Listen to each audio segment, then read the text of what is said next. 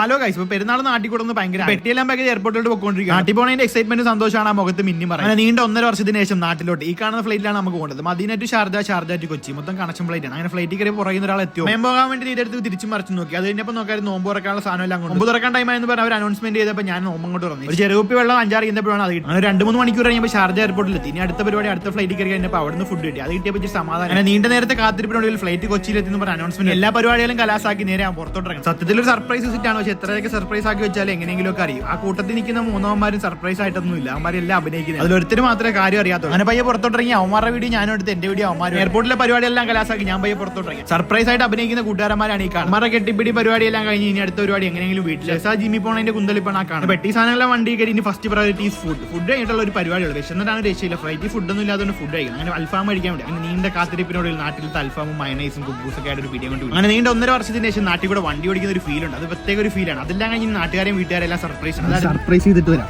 ബാക്കി അടുത്ത വീഡിയോ. അപ്പോൾ ഓക്കെ, ബൈ.